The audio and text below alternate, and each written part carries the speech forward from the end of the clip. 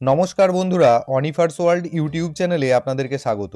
Provisional certificate distribution নিয়ে নানা ইউনিভার্সিটিতে অব্যবস্থা এবং প্রচুর টাকা ফিজ নেওয়া হচ্ছে স্টুডেন্টদের থেকে। তো এমনই এক ইউনিভার্সিটি হলো গৌড়বঙ্গ ইউনিভার্সিটি।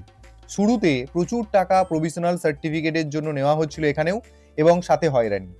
তো যাই হোক, গত 2রা নভেম্বর ইউনিভার্সিটি থেকে একটি নোটিশ দেওয়া হয় এবং বলা হয় যে আর্জেন্ট বেসিস প্রভিশনাল সার্টিফিকেট, মানে 72 ঘন্টার মধ্যে সার্টিফিকেট পেতে হলে 1500 টাকা স্টুডেন্ট পিছু যেটা দিতে হচ্ছিল, সেটা কিন্তু বর্তমানে আর দিতে হবে না। ইউনিভার্সিটি ঠিক করেছে আপাতত ওই 1500 টাকা দিয়ে প্রভিশনাল সার্টিফিকেটের ব্যাপারটা বন্ধ থাকছে, এবং আর্জেন্ট ব্যাপারটাকে বাদ দিয়ে কেবলমাত্র অর্ডিনারি সার্ভিস চালু করা হচ্ছে।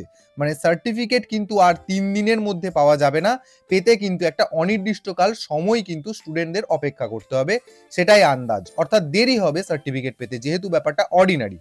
তো যাই হোক, স্টুডেন্টরা 500 টাকা ফিজ পে করে এই প্রভিশনাল সার্টিফিকেটের আবেদন করবে। এক প্রকার চাপে পড়েই কিন্তু এই ব্যবস্থা বলে মনে হচ্ছে, যতই এখানে নোটিশে স্টাফ ক্রাইসিস এবং হিউজ ডিমান্ডের প্রসঙ্গ আনা হোক। আর গোটা নোটিশ জুড়ে কোথাও কিন্তু এই অনলাইন সার্টিফিকেট পাওয়ার আবেদনের কথা কিন্তু লেখা নেই। এটা কিন্তু একটা খারাপ ব্যাপার যে বহু দূর দূরান্ত থেকে স্টুডেন্টরা ইউনিভার্সিটিতে এসে ভিড় করছে, এবং সেক্ষেত্রে তাদের একটা আসাটাও কিন্তু ব্যয়বহুল এবং সময় সাপেক্ষ।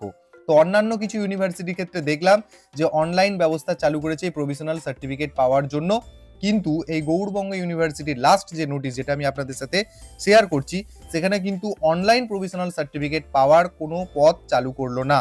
তো যাই হোক, খবরটি আপনারা সকলের সাথে শেয়ার করুন, এবং আপনারা যারা আমার চ্যানেলে নতুন তারা চ্যানেলটিকে সাবস্ক্রাইব করে নিতে ভুলবেন না।